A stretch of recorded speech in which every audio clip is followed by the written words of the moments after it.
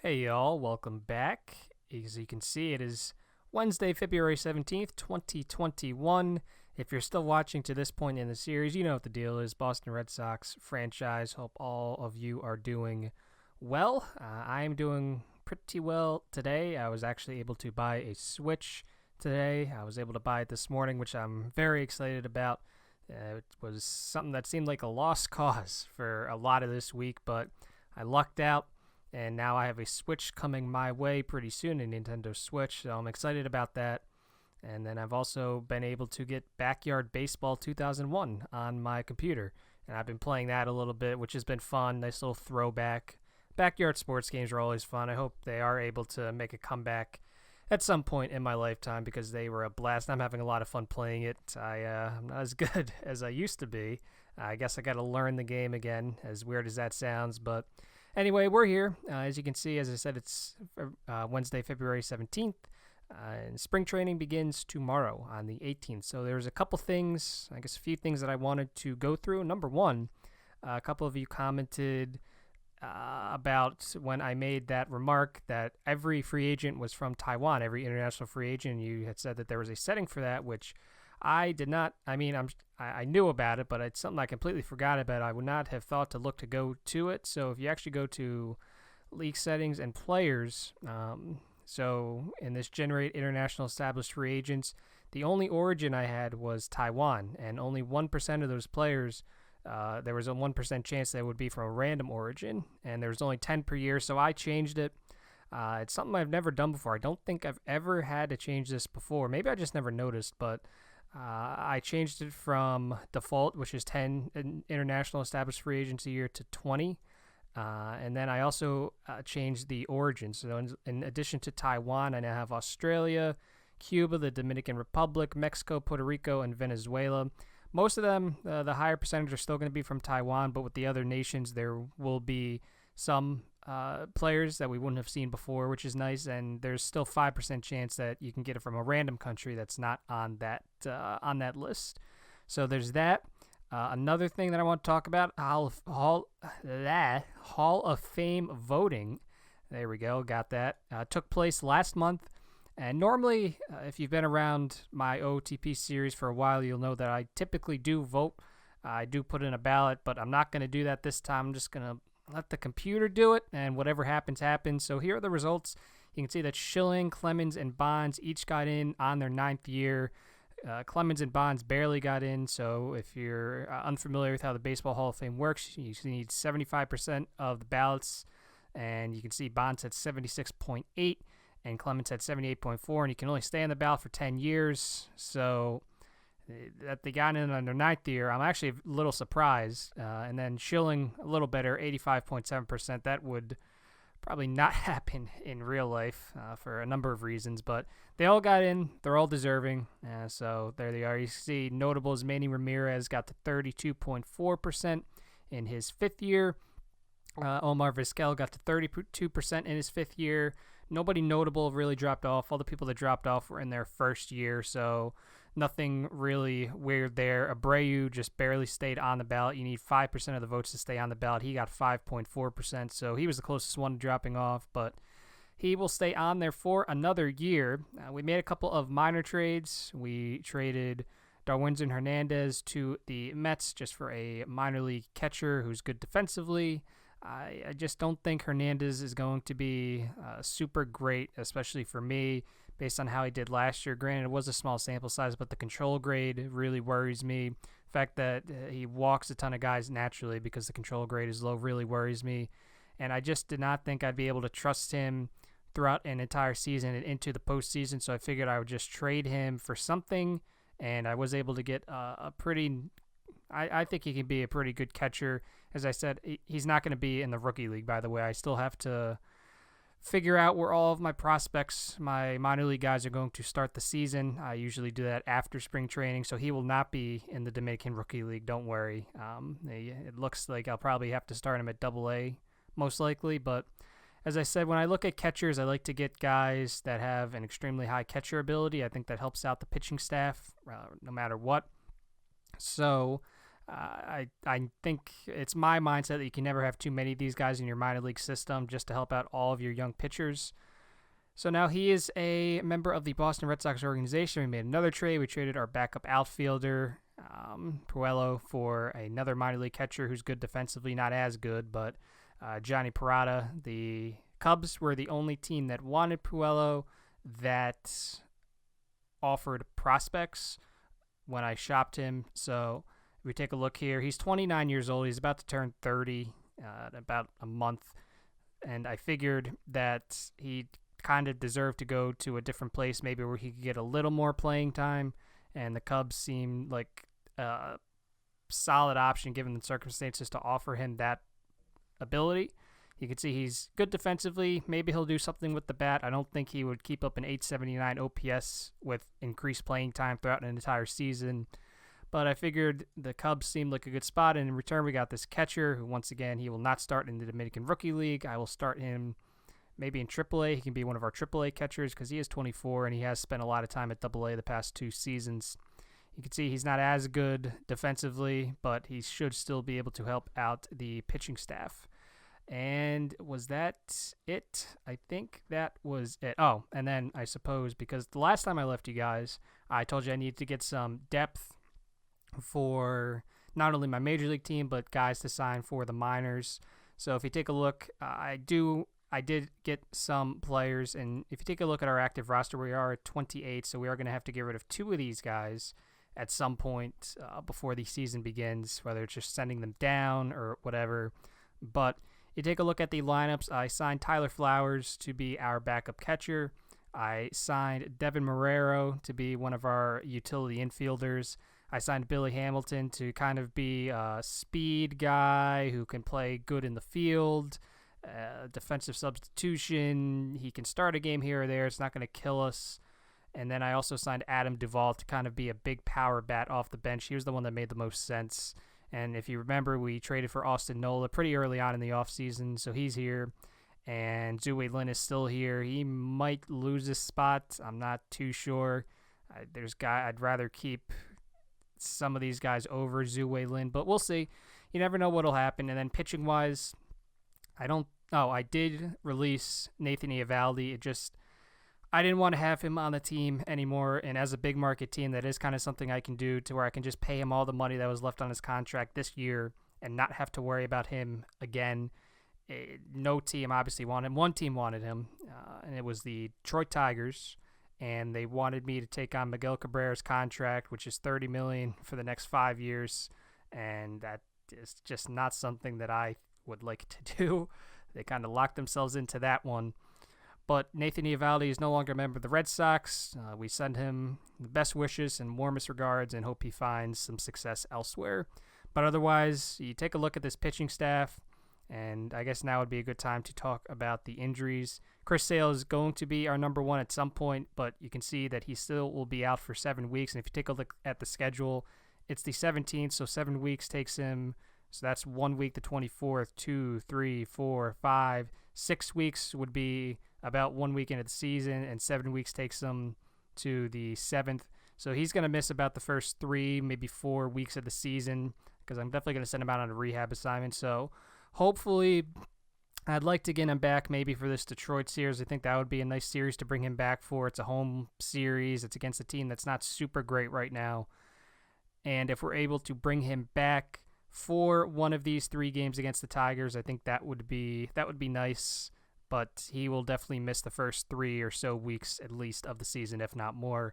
Another player who's going to miss some time to start the season is Benintendi. He sails out for 7 weeks. Benintendi's out for 8 or 9. He will probably not be back with the major league team, I would say, until early May because I'm going to send him out on a rehab assignment as well when he's ready to come back. And Josh Taylor, he injured himself last year, the ruptured UCL, and he'll be out for another 4 months. He is actually a pretty solid arm to have in the bullpen. I know the statistics don't really indicate that. He pitched 16 innings last year to a 5.06 ERA and a 5.76 FIP. But I think that he could be a pretty good middle reliever, if nothing else. Maybe don't use him in high leverage situations, but for the amount of money that he's going to be making, he should be a pretty good guy to have in the bullpen, but we're going to be without him for a while. I was not able to get a spark plug, and it seems like Galvis is no longer a captain. I don't know how that happened, but now we have 3 leaders. I really don't want to have to trade for another captain, but now we have 3 leaders. I don't know why he's not a captain. I mean, I know this is something that happens, but I don't particularly agree with it. But as I was saying, I was not able to get a spark plug in free agency. There wasn't anyone that really made sense. There were guys that were good defensively but could not swing a bat to save their life, and it just did not make sense to bring them on. So I was not able to get a spark plug, but we should have a captain. We have a couple leaders. Jeter Downs is a prankster. Verdugo's disruptive and Sale is selfish. It's not ideal. I usually don't like to have any guys over here, maybe at the most 1, but I think we'll be all right. We'll see what happens. But I want to talk about the pitching staff. I think the bullpen is definitely very improved compared to last year, with Liam Hendricks, Kirby Yates, and Josh Hader going to be pitching our high leverage innings for us. There's guys that we can trust, and Chafin in kind of a setup/specialist role. If we can just limit his exposure to right-handed batters, I think we'll be all right. And then with Brewer, Brazier, and Hembry rounding out the bullpen, I'm pretty confident with that. In terms of the lineups, I think I found one that kind of works. It's tough because 4 of our best 5 hitters right now are lefties, so there's not a ton we can do to split them up. This is the best solution that I have found personally, and I'm not super thrilled with it, but there's only so much that we can do. There's going to be 2 lefties in a row at some point or another. Our right-handed hitters outside of Ozuna are not great with the bat. Vasquez is okay, but Jeter Downs, he hasn't really developed to that point yet, I don't think.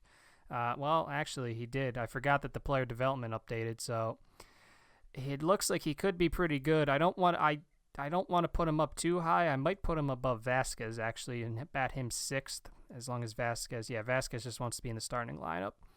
So I guess I'm okay with this. I don't want to move Downs any higher. I don't think it makes sense. I need my best batters to be getting the most at-bats, the most plate appearances, and this is the way we're going to have to do it. So Benintendi, Devers, 2 lefties leading off, Ozuna, and then Verdugo and Kirilloff. So there's 4 lefties sandwiching our lone really reliable righty in the lineup, but that's just how it has to be. I hope you guys understand. Maybe at some point we'll be able to fix it. Maybe we get, or maybe I think what we're going to have to wait for is Jeter Downs to maybe develop a little more offensively. I know it doesn't say if there's any room for him to grow really, but it does happen. I think our hope is just maybe he develops a little more, and then we can move him maybe to lead off, because his eye is pretty solid now. In fact, I think the hope is that by maybe May, I'll be able to move him up there, and then maybe move Benintendi down a little bit. But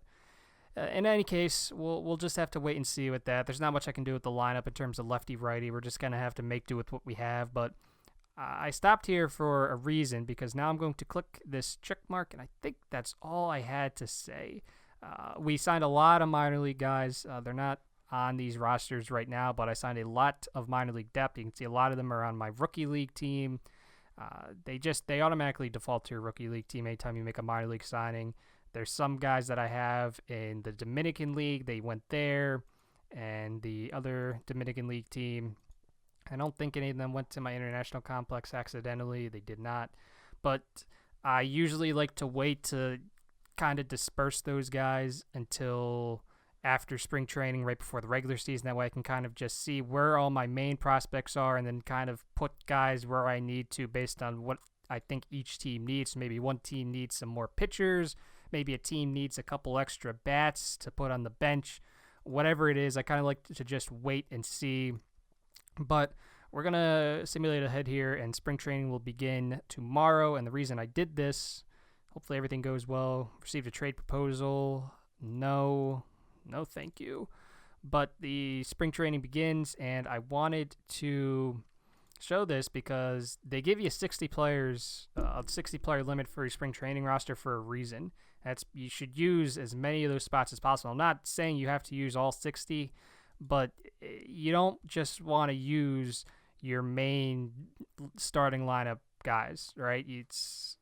number one, realistically, in real life, that doesn't happen. There's a ton of guys on an actual real life spring training roster because the last thing you want is to start overworking these main guys that you're going to have on your active roster, hopefully, and then they get injured in spring training. Then they're out for, even if you can see like a couple weeks, which is still a pain, but you don't want them to be out for a couple months, 3, 4, the entire season just because they were overworked in spring training. So what I recommend, and I'm going to do it off camera, but I'd recommend just filling your spring training roster with as many guys as you possibly can that makes sense, and then just go from there. I'd also recommend making sure you put some pitch counts on your starting rotation, which is also what is done in real life. So Chris Sale is not starting this spring training because he's injured. He's going to be out for another 6-7 weeks. So, for example, and I usually go with a 6-man starting rotation in spring training. It just makes me feel a little better. So I guess we can put, sure, why not? Put in him, why not? And then I usually like to just keep it low for the first start. So I'll usually go maybe around like 30, 35 pitches throughout the first turn in the rotation, and then the second turn I might bump it up to 40 or 45, and then I might bring it to 60.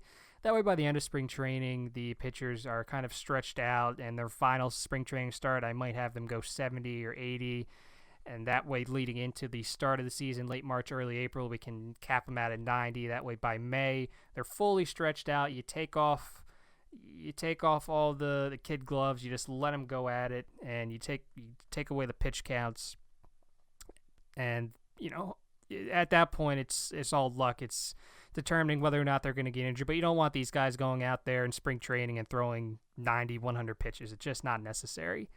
At least that's my philosophy on it. Maybe you have a different one that works for you, which is cool. That's just my personal philosophy. One more thing. I know I keep just adding stuff on. Somebody asked me if I would consider retiring Dustin Pedroia's number. And it is something that I'm going to consider. I mean, you take a look at the guys that have had their number retired by the Red Sox. It's a pretty special group. I mean, you don't just want to retire any number, but I do understand the impact that Pedroia has had, not only in that franchise, but that city as a whole. He was there for his entire career. He worked his way up. He was one of the better second basemen in baseball for a while there, and at his peak, obviously, he was pretty good. He won an MVP in 2008, and I do understand what he means. Ortiz got his number retired, so I'm sure at some point I'll probably retire it. I did right now. The number is kind of on ice for all intents and purposes. I'm not going to let anybody wear it.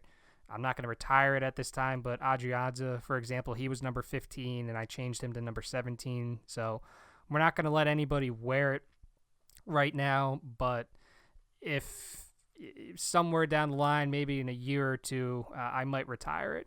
So that's all I'm going to say about that, and I'm not going to go through spring training. I'm not going to go through every single game. We're going to simulate up until the start of the regular season. Cross your fingers, hopefully no injuries, and we'll be back in, let's take a look. So it is February 18th, so we'll be back probably on somewhere in here between March 22nd and 24th. Okay, wow, that took a long time. My record time is now at 1 hour and 12 minutes. I don't know what it was at before. I think it was at 20, but we are here. It is opening day, Thursday, March 25th, 2021. And I just spent the last however long that was getting all my minor league rosters, lineups, pitching staffs, strategies all set. And in real life, there is a roster limit for these minor league teams. For whatever reason, they don't exist in OOTP. So I am going to take advantage of that, because I have a lot of depth that I signed just in case we need it, because injuries happen, as I said, so much. So I do have a lot of depth, but no need to fear. I checked, and I double-checked, and I triple-checked. The players that need to be starting and playing in order to develop, they are where they need to be. The depth that I signed that's at different levels of the minors, they're not going to get in anybody's way. I'm going to make sure of that. But I have set everything up, and that is that. The lineups, you can see that we have 26 players on our active roster, and this is what it looks like for right now. As you remember, Benintendi is going to be out for another 3 to 4 weeks. Then he's going to go on a rehab assignment. Chris Sale is going to be out for another 1 to 2 weeks, and then he will go on his rehab assignment. So this is what we're looking at right now. We're going to start the season with a rotation of McHugh, Deplanier, Smeltzer, Thorpe, and Gutierrez, who is going to make his, I believe, his major league debut. Yep. So we will see if he is ready for the majors. He is 25 years old. If he's not, I'll just throw him back down to AAA. But hopefully he can do a little bit with his small stint here in the major leagues.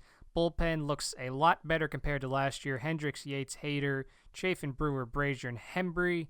And take a look at the lineup. I have moved Jeter Downs to the leadoff spot because he has improved enough offensively. His eye is good now, so he can maybe take some walks to start off the game. I trust his hit tool enough that he'll be fine. So it'll be Downs, Devers, Ozuna, Verdugo, Kirilloff, who I might actually, I'm not sure if I want to move him up yet because he has really blossomed, and now you can see he could be a 4.5-star potential player. Right now he's at 3.5 stars. So I guess I feel like 5, the 5th spot in the order is fine for him right now. We'll keep him there, and if we need to change it, we will. Duvall is going to start in left field for Benintendi until he gets back. Then Vasquez, Adrianza, and Galvis, who is now a captain again. And on the bench, Flowers, Austin Nola, Zue Lin, Marrero, Hamilton. And that is that. Yes. And I think that's all I have to say. If I go to Mail and News, here are your top 100 prospects, or top 10 prospects from the list. And it's not nothing too weird here. If you want to take a look at it and pause the video, you're more than welcome to. And our owner, John Henry, his expectations, this team should make the playoffs. So I'm glad he's gotten a little more realistic. Last year, remember, he wanted us to win the championship. I'm glad he's been a little more realistic. And I think that's all I have to do. Ticket price is $39. And our attendance per game projected, so that's all good. Something I forgot to mention, not scouting. Where do I want to go? Maybe it was scouting. Yeah, I don't know what I clicked. But during the offseason and the preseason, or maybe it's just the preseason. Okay, it is the offseason and the preseason.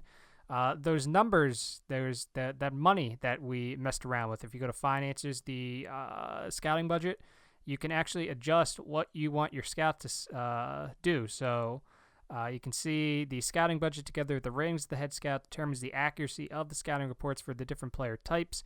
The amateur and international budgets further influence the quality of players discovered by your scout, both in the national, independent, and international leagues. So you can actually adjust what you want each budget to be for each individual thing.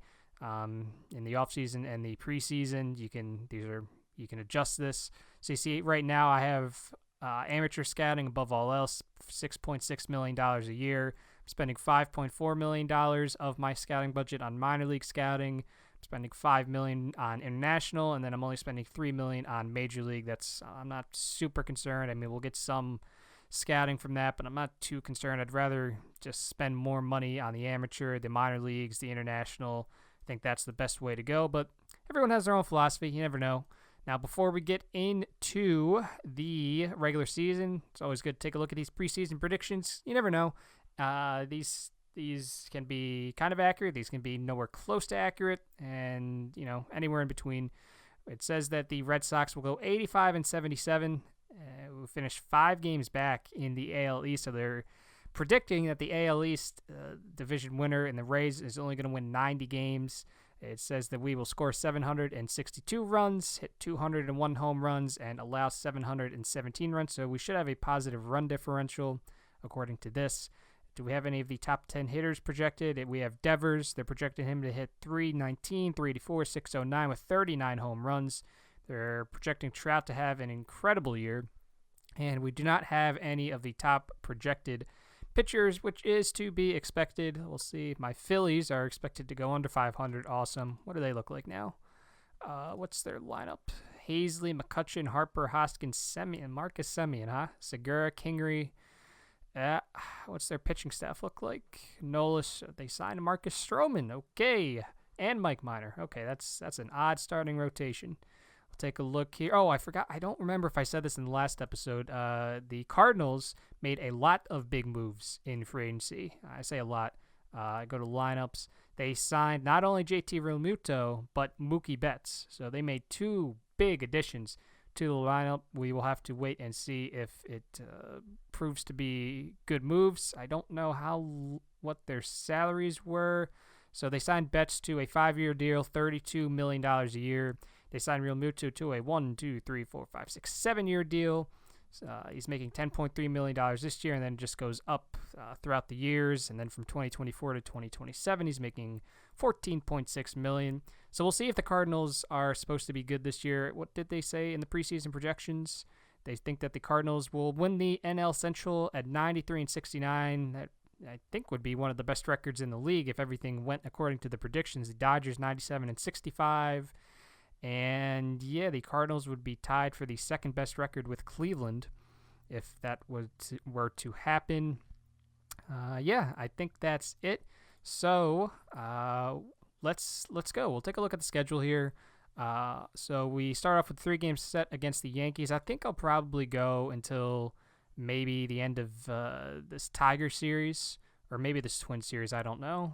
If we bring Sale back for this Tiger series and he makes a start, maybe we'll do this. But somewhere in this area against one of these teams, we will stop. But we have 3 games against the Yankees, 3 against the Blue Jays, and then we come home finally after 6 on the road. We have 3 against the Rays, 4 against the Yankees. So a lot of Yankees games early on here. Weird schedule. 12:35 p.m. Wednesday, 1:05 p.m. Thursday. A little odd, but no matter. When we go on a little West Coast swing at Oakland, at Seattle, come back home for a 3-game set against Milwaukee, a little interleague play, and then 4 games at Minnesota before 3 games against Detroit and 3 games against Minnesota at home. And that brings us into May, where we start with the Rays. So let's get going here. Let's just take a look and see how this team does. Hopefully they do pretty well, but we will see. First game against New York. Oh, we have to put Gutierrez on the 40-man. Okay. And that should be good. I think that's the only other spring training invitee I had that was not on the 40-man. And was it? It was. Cool. So first game against New York, and we lose. Save streak. I guess Hader had a 20-game save streak. So let's take a look here at what happened. Manager's office. It seems... Oh, we just reworked the bullpen, and then we somehow let up 2 runs in the 7th and the 8th. That's not ideal. Okay, glad I did that. Was that the bullpen, or was that the starting pitcher? Was that McHugh? McHugh went now, so it was the bullpen. Yates did not have a great first impression. Hader did not have a great first impression. Good to know. All right. Fair enough.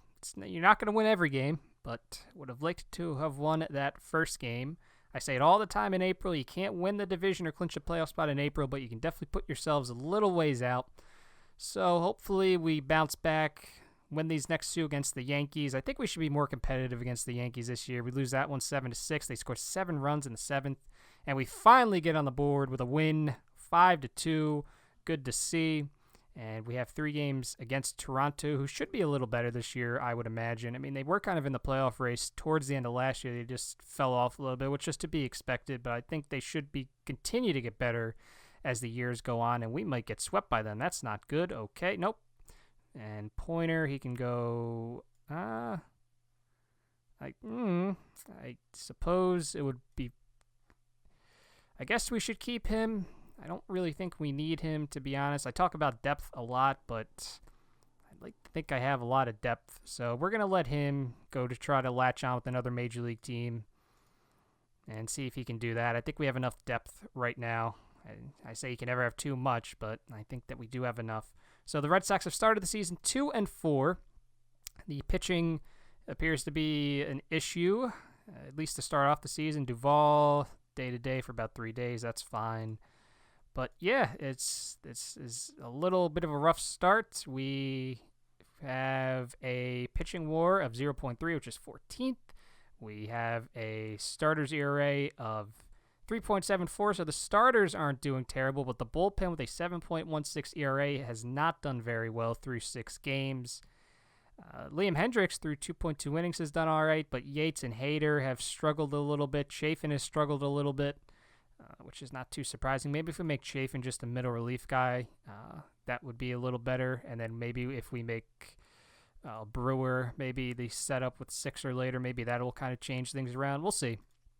We will see. The minor league system, I would imagine, starts pretty soon. I would imagine it starts probably not on April 1st, but on... Oh, nope, that's not what I want. Yeah, I would imagine it will not start on April 1st, but April 8th, if I had to guess. So we still have some time for that. Take a look here. Chris Sale's out for another 5 days. And now we can start our game, or our series against Tampa Bay. The first home series at Fenway of 2021. Take a look at player development. Is anything important here? I mean, all this is important, but Noah Song has improved a little bit, which is good to see. I would love it if this guy could make the major leagues. Yeah, I'd like to just start him. I mean, he's 23 years old. I guess we could put him in Greenville. That's probably going to be the best move. I think that's the only way he's going to get better is if we move him to Greenville because he did well enough. So we're going to move him to Greenville. That way he's not just at a short season. Is there anybody else that I need to move?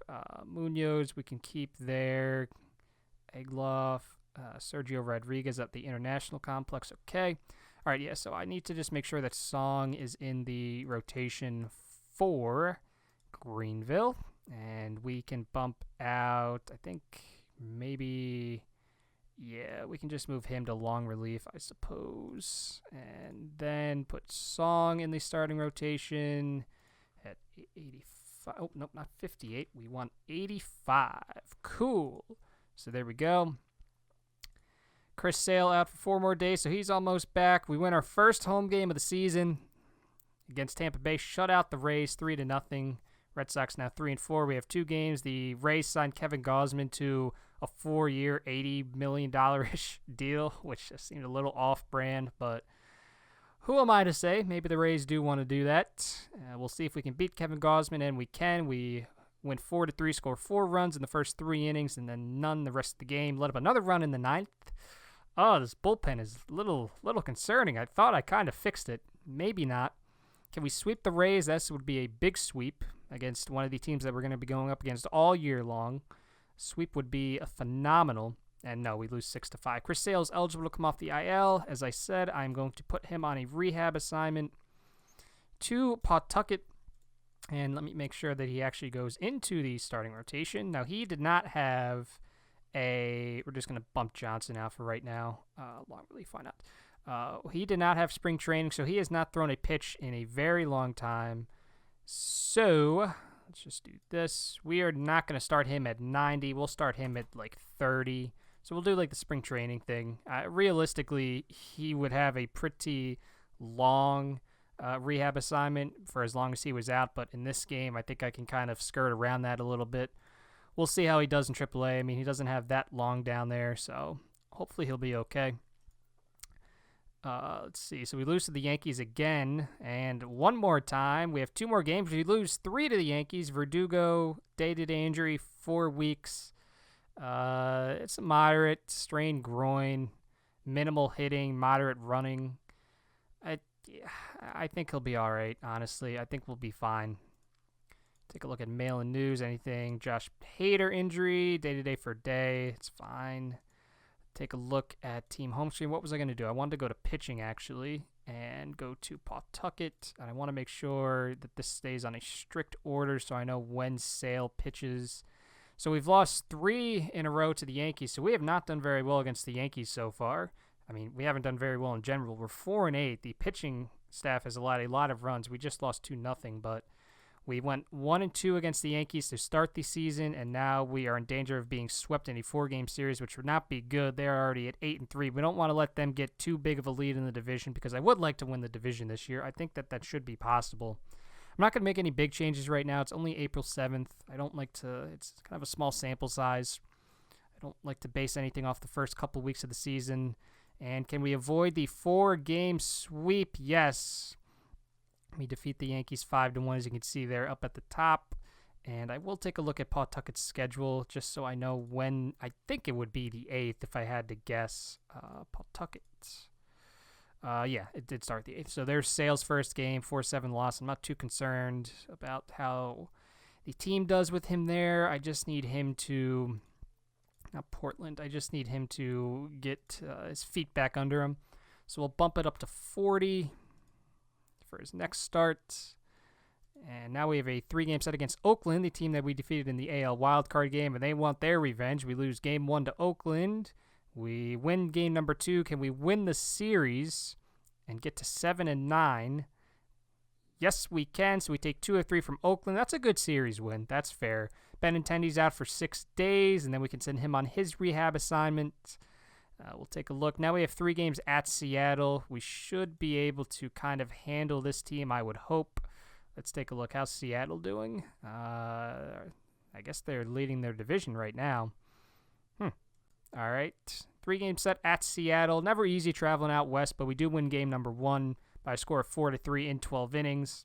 It's probably going to be a little tired in game number 2 if I had to guess, but we still shut out the Mariners. Can we get a series sweep, please? That would be phenomenal. See, I only got 2 hits in that game. Wow. Can we get a series sweep against the Mariners and improve to 10-9? No, we lose 6-4. Perfect. Seattle put up 6 runs in the 2nd inning, and that is apparently all she wrote. Lewis Thorpe started that game. He's had a kind of a rough start to the season, it looks like.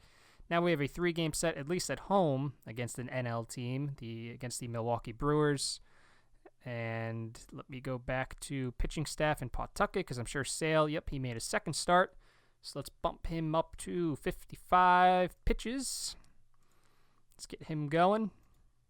So he's almost ready to come back. In fact, I think after the series coming up against Minnesota, we might bring him back. Benintendi's eligible to come off the IL, so we'll send him on a rehab assignment. He's been out for a long time. So Pawtucket, and we'll make sure that he is starting. And yes, he is, which is perfect. So manager's office. Take a look. Milwaukee not doing very well. So that's right. This is Xander Bogaerts' return to Fenway Park. I completely forgot about that. We traded Xander Bogaerts for Josh Hader 1-for-1. Some of the Boston fans, a little questionable. They questioned that trade a little bit, which is fair. That's definitely fair. But hopefully it will prove to be good for us. 10-7, we lose to Milwaukee. Yelich had a 4-hit day. Can we win the game number 3? Please, can we win game number 3? Yes, 6-5. Chris Murphy is eligible to come off. Okay. Sure. I guess we can start him out in long relief, and then, yeah, that's fine. He could be normal. He doesn't have to avoid anything. So a 3-game set against Minnesota, which is good. This should be a good measuring stick. Minnesota, of course, made the World Series last year. Received a trade proposal. No, I'm not trading you Bobby Dahlbeck for that. Okay, delete all those. There's nothing important in there anyway, right? Hope not. Team home screen. What do I want? I want pitching, and then I want Pawtucket. And Chris Sale just made another start at 55, so he's almost ready to come back, I think. In fact, I think I'm going to bring him back after this Minnesota series and then send down Gutierrez to take his spot in the lineup, or in the pitching rotation. Actually, it might be good to do that now. Well, where are they in the rotation? They are... I mean, I guess Gutierrez can make this start, and then we can send him down. Can Gutierrez win his final start in the majors? We won 5-1, so I'd assume that he did. So we are going to send down Gutierrez. We'll take a look at how he did. So he pitched 28 innings, 5 starts, 5.46 ERA, 7.58 FIP. He struck out 24, walked 8, and it was not below average BABIP. So not the greatest introduction to the major leagues for Mr. Gutierrez, but I have faith that he can develop. So we'll send him down to Pawtucket to work on some things, get some stuff together, put Sale on the active roster, and we'll bump him here. What's his level of fatigue? He's tired right now. He should be able to start against Detroit. I think I have to move him above Thorpe to do that, and we'll keep his pitch count at 75 in this one. I think that for the purposes of this game alone, not in real life, but for the purposes of this game, that should be fine. And then I want to go to Pawtucket, and I want to put Gutierrez in here, and then we can go strict order on occasion highest rested, and that should be fine. Okay, so Chris Sale's making his debut pretty soon.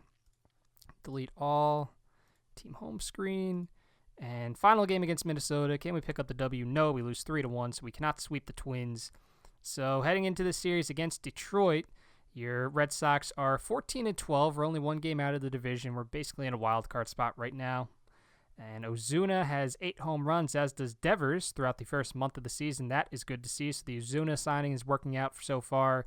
The offense actually has not been very good. I guess I didn't really notice that, but 10th in runs scored, and we're 6th in runs against. So the pitching staff is holding up their end of the bargain. The offense is struggling, and it did this last year too, if I remember correctly. It started off a little slow, and then it picked up as the season went on.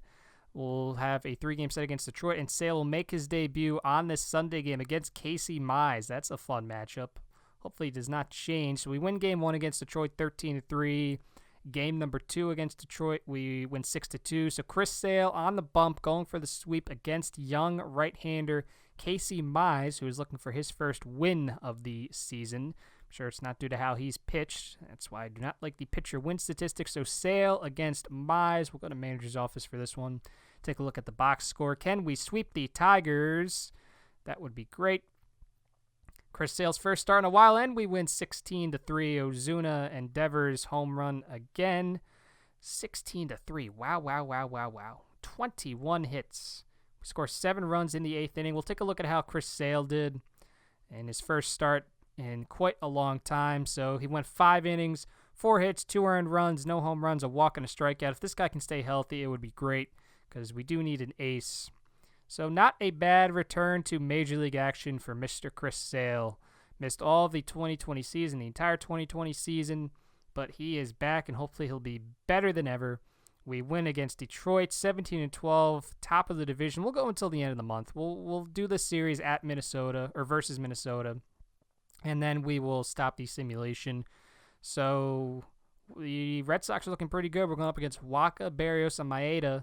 In these 3 games, we will be counting with Thorpe, McHugh, and Deplantier. Hopefully Thorpe can get a good outing here against his former team. We'll take a look and see. Game number 1 at home at Fenway, and we lose 9-7, which is, this team has been a little inconsistent so far, but it's fine. It's only April. We're only a month into the season. I'm not too concerned. Carlos Rodon is on the trading block. That is interesting. Win game number 2, 12-4. Can we end this episode with a win, bumping us to 19-13? Going against Maeda, and we shut them out 4-0 as we get a trade proposal that I am not going to do. Okay, so looking at the team home screen, Red Sox 19-13. We are leading the AL East as we are about to head into May after this Tampa Bay series, but we will stop here at April 30th. They are 1.5 games up on the Rays and the Blue Jays. The Orioles are in 4th place. The Yankees are in last place in the AL East behind the Orioles. Just take a picture of that right now. That ain't going to last for too much longer, but we'll take a look here. Verdugo's day-to-day injury is almost over. Josh Taylor is going to be out for another 6 weeks, and he could start his rehab assignment. Benintendi, we'll see how many at-bats he's gotten since I started him down there. He has got in, 54 plate appearances. That's probably about enough. So we can call him up and we can send down, we should probably send down Zhu Lin. As much as it kills me to do that, I'd rather keep Zhu Lin up over some of these other guys.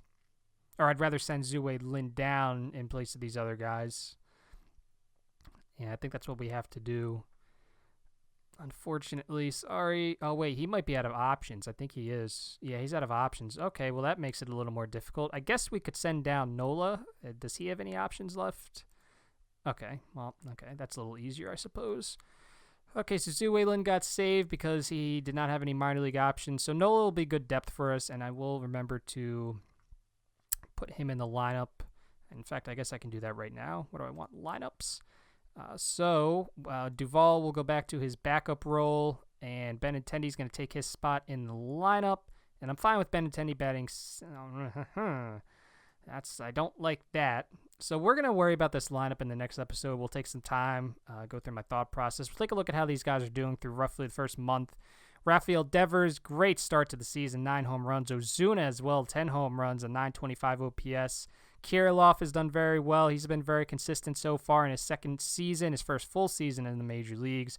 Vasquez has done well with the sticks, so maybe we can move him up in the order. Galvis has been doing very well as our captain. Jeter Downs has been getting on base. If he can just, get maybe a little more power in there, I think he'd be fine. But a 364 OBP, nothing to scoff at. A 750 OPS. If you just bump that a little higher, I think we'll be good to go. Adrianza has not done very well as our first baseman. Maybe we try to make a trade there, or a change, I should say. Or maybe Tristan Cassius or Bobby Dahlbeck, we can put them in there at some point. I'm not too sure. And then pitching-wise, we'll take a look at how the team is doing. I want to sort by I guess we can sort by WAR. So Deplantier has done very well so far in 40 and a third innings pitched. He started 7 games, a 3.35 ERA, a 2.34 FIP. So that acquisition looks like it might pay off for us. I don't want to get ahead of myself. McHugh is doing well after I gave him that extension. And that's why I said if he can just perform like this, a 3.76 ERA, a FIP around 4-ish, I'd be fine with that. I'm perfectly fine with that out of McHugh. Smeltzer, his FIP is almost 3 runs higher than his ERA, but knock on wood, maybe he can just get real lucky this year. It's probably going to be like that a lot because he's not a very powerful pitcher, but we'll see. I'll take a look here. Sale just made his first start, obviously. Lewis Thorpe has really struggled to start the year. Hopefully he can kind of pick it up. We'll take a look in depth. So we started 3 games here. Or he started 6 games, actually. But in these last 3 games, yeah, I mean, it just seems like he's been a little inconsistent. I think as the season goes on, he'll get his stuff. But looking at the bullpen, Liam Hendricks has started off a little rough, a 5.63 ERA, but the FIP of 3.03 tells me he'll be all right. Brazier's been doing good. Brewer's been good. Hembry's been good. Chafin has gotten better after that rough start. Hader's been a little off to start the year, as has Yates, but they'll be fine. Don't worry. They will be fine. And that is that. So in the next episode, I guess we will tackle the 2021 draft. We'll make promotions and demotions if we need to, and we will get into the summer months. So thank you for watching this episode. I'll catch you guys next time.